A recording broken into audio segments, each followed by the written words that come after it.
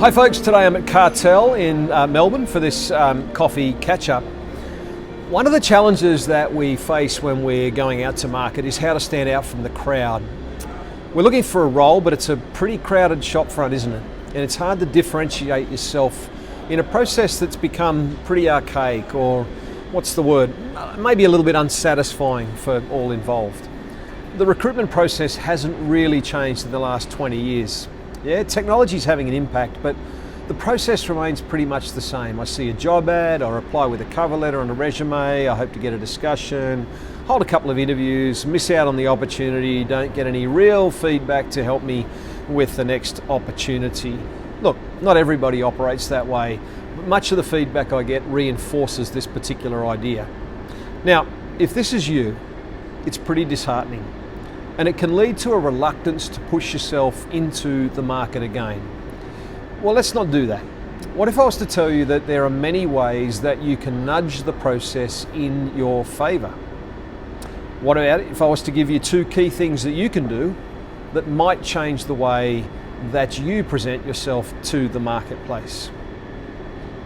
Hopefully, this would have a pretty big impact. Well, here we go. Tip number one. Make sure that you focus on impressing yourself as opposed to impressing them. You see, one of the issues that we have is the nature of the process.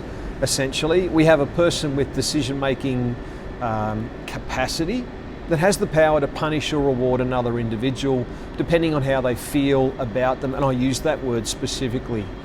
That immediately sets up a dynamic that's largely unbalanced, creating stress for the participant.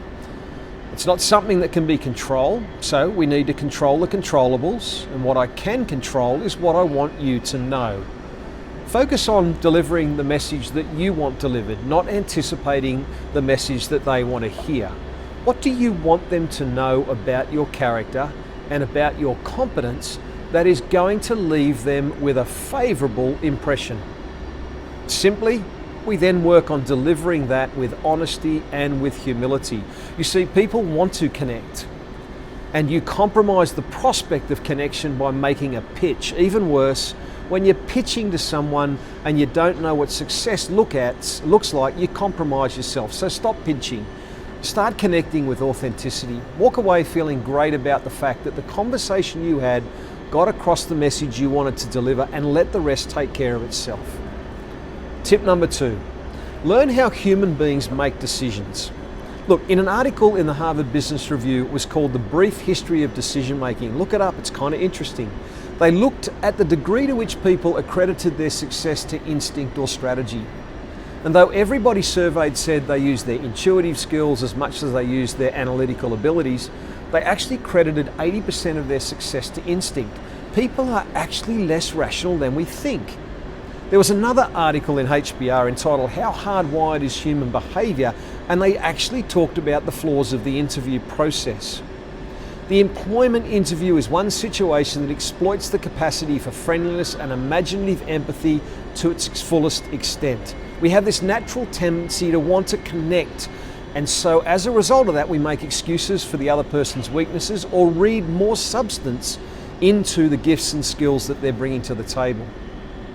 We like to sort people into in-groups and out-groups, and we can harshly judge those that appear to be in the out-group, and maybe even focus on and exaggerate the differences that we perceive with those who are on the in-group. Now, behavioural economics tells us that people don't like complex decision-making, something that they call bounded rationality. In other words, our rationality is able to be influenced, and as a result, we are more than often going for satisfactory outcomes, not optimal ones. You have to make it easy for people to select you, and the way to do that is through well-articulated, concise and authentic positioning. Less is in fact more. I hope this has been helpful. If you need some clarification, you can leave me some feedback or send me a message on lane@yellowboxcareers.com.au. Till next time, make sure your day has a splash of colour and do something today that's good for you. Take care.